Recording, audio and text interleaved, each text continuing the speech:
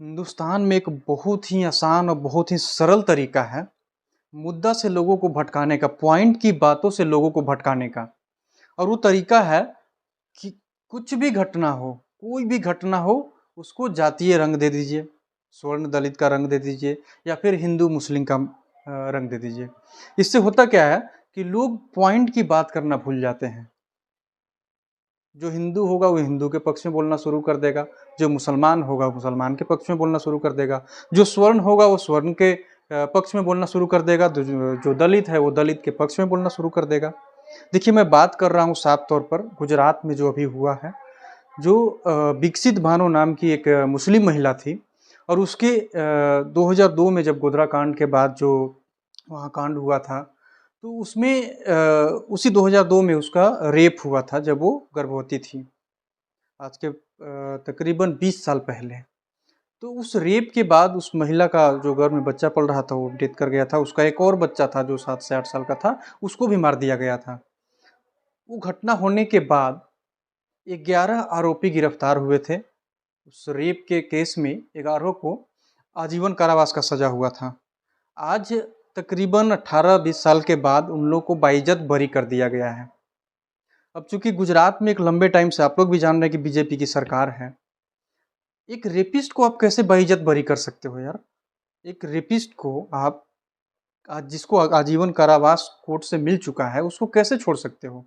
और अगर आप ये कहोगे कि सजा देना और सजा से मुक्त करना कोर्ट का काम है, हमारा काम नहीं है, तो यही चीज़ें जब दूसरे राज्य में होता है जहां बीजेपी की सरकार नहीं है, विपक्ष की सरकार है, दूसरे पार्टी की सरकार है, तो यही बीजेपी वाले चिल्ला चिल्ला के डिबेट करते हैं, टीवी पर आते हैं, हर जगह पर ये जाके बोलते हैं कि ये गलत हुआ है, एक रेपिस्ट को कैसे छोड़ा जा सकता है। जब आपके बीजेपी शासित राज्य में जब आज ये हुआ है, तो इस पर कोई डिबेट क्यों नहीं हो रहा है? मेरा ये सवाल है कि इस पर डिबेट क्यों नहीं हो रहा है? और दोषी चाहे कोई भी हो, किसी भी धर्म से हो, चाहे वो हिंदू हो या मुस्लिम हो, वो दलित हो या स्वर्ण हो, एक रेपिस्ट को आप कैसे बाइज्जत बरी कर सकते हो? और ये बहुत ही आसान और एक सरल तरीका है। और देखिए, मुद्दा बात ये है कि सरकार तो ये कर ही रही है। सरकार चाहती है कि हर मामले को जातीय रंग में बदल जाए, आपस में लोग लड़े और अपने में सब लड़के और डिसाइड कर ले कि ये सही है, ये गलत है। और हम लोग वही करते हैं। जैसे एक कहावत है ना कि जो रोगी चाहता है वही वैद्य बताता है। तो जो पॉलिटिशियन चाह रहा है ना, हम लोग वही कर रहे हैं। पॉलिटिशियन चाहता है कि आप जात पात में बंटिए, आप धर्म के आधार पर बंटिए, इससे उनको फायदा मिलता है। और हम लोग भी वही काम कर रहे हैं। हम लोग जात पात में बंट के, धार्मिक धर्म के आधार पर बंट के आपस में धार्मिक लड़ाई लड़ रहे हैं, जातीय लड़ाई लड़ रहे हैं। और जो इससे जो हो क्या रहा है कि जो मुद्दे की बात है, जब हम लोग को सरकार से सवाल करना चाहिए था, पूछना चाहिए था, तो हम लोग सवाल पूछने की जगह आपस में ही हम लोग लड़ रहे हैं कि ये सही है, ये गलत है। मैं साफ तौर पर ये बता देता हूँ कि एक रेपिस्ट को किसी भी हाल में बाइज्जत बरी नहीं करना चाहिए, चाहे वो किसी भी जात से हो, किसी भी धर्म से हो। चाहे वो 20 साल सजा काटे या 10 साल सजा काटे, वो 10 साल 20 साल के सजा काटने के बाद क्या वो अपना जो कर्म किया था वो भूल गया? बिल्कुल नहीं।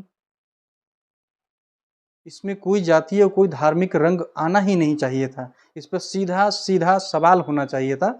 लेकिन सवाल होने की जगह पर आज हम लोग आपस में लड़ रहे हैं कि नहीं, ये हमारे धर्म का था, हमारे जात का था।